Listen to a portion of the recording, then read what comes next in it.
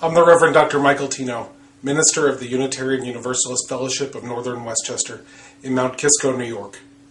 When I was asked to speak today about the theme of rebirth and Father's Day, I thought first about a story from college. Over 20 years ago, when I was in college, a friend of mine came out to me as gay. He knew it was safe to do so because I had come out to him and my other friends just a year or two before. And we took a long walk through New York City as he told me about his struggles coming out and the things that had kept him from coming out until then. And the largest thing in his mind that had kept him from coming out was the fact that he had always pictured himself as a father. He had a dream that he had held on tightly to of a picture of a future family of his. And the only models of families that we had at that time were men and women with their children together. Neither of us, it should be noted, had a picture of a family in our head that included two men, two dads, a dad and a papa, two men in a loving relationship raising children together. And still I protested to my friend David. I said, surely, David, those of us who have that dream of being dads, of having a family, and who are still struggling with that dream and not willing to let it go, surely those of us who have that dream will find a way for that dream to be fulfilled. I didn't know how at the time, but I held on to my dream. And this Father's Day here in 2013, I'm here to tell David, wherever he is, that I held on to my dream. And if all goes according to plan, and I recognize that the best laid plans often don't come to pass, if all goes according to plan, this will be the last Father's Day that I spend not being a dad. If all goes according to plan, this little baby will soon be a part of my family. A family that will include a daddy and a papa and our daughter living together. Our dream was reborn. So I want to tell David and all the Davids out there to hold on to your dreams. To hold on to your dreams because they might be reborn in some different form. And your dream might not look exactly like it did when you first dreamed it. But hold on to your dream even when it seems like those dreams die. As I said, this Father's Day, I am thrilled and excited and more than just a little bit terrified that soon I will be becoming a father. But the road to this fulfillment of my dream was a long and strange one, and I want to share just a little bit of it with you.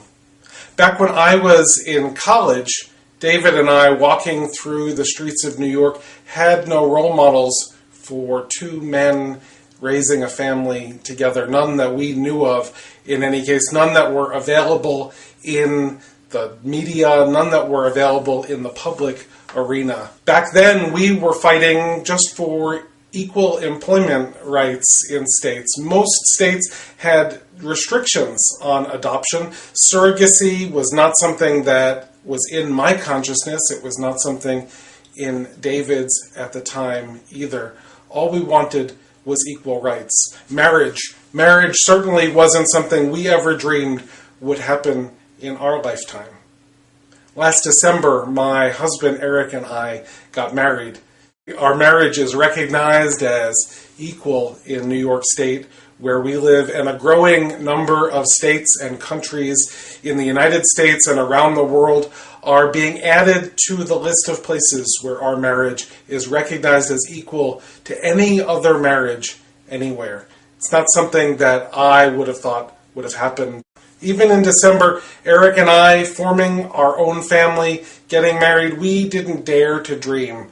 We didn't dare to dream that we would soon be dads. We didn't dare to dream that we would soon be sharing our love with a child in our life. But the first week in January, I got a phone call from a friend of mine who is an adoption caseworker in Florida. And my friend Ansley said to me, she said in that phone call, she said, "Michael, "How ready are you?" And I said, "How ready am I what?" She said, "How ready are you to be a dad? How ready are you and Eric to be a family? How ready are you to share your love with a child in your life?" I was taken aback. It wasn't how I pictured it would come to pass.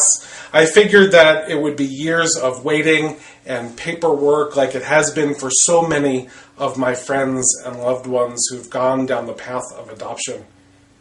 But that phone call changed our lives.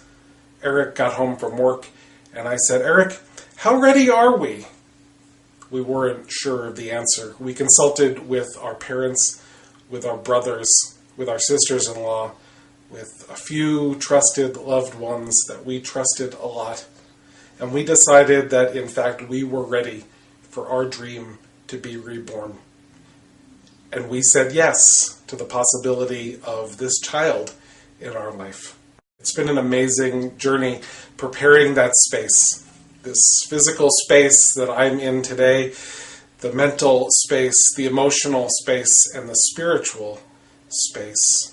But as we prepare that space, the dreams from so many years ago, the dreams have come back. The dreams have been reborn. They don't look like they did. They don't sound like they did back then. But they're still our dreams. They're still my dream of being a family. It has been reborn. And along with the rebirth of that dream has come many other dreams that I now have for my family about to come into existence. Dreams that I am nurturing in my heart for my daughter, for her happiness, for her well-being. I know, and this is one of those reasons why I'm more than a little bit terrified, I know that many of those dreams won't come to pass either. I know that some of those dreams will die, sometimes painful deaths, but I will hold on to those dreams. I will hold on to the dreams that I have for my daughter. I will hold on to the dreams that I have for my family. I will hold on to those dreams with the faith that those that will not come true right away might one day be reborn. And so this Father's Day, I wish all of you who are dreaming of families the strength to hold on to your dreams as well. They might not come true right away. They might not come true exactly the way you're thinking they will, but you might just get your dreams to come true. You might just get your dreams reborn if you hold on to them tight enough. If you dare to let them into the universe, to speak them out loud to people that you love, to speak them out loud in the safety and nurture of religious community that you trust. This Father's Day, I wish for you that strength, that your dreams might one day be reborn. Blessed be and amen.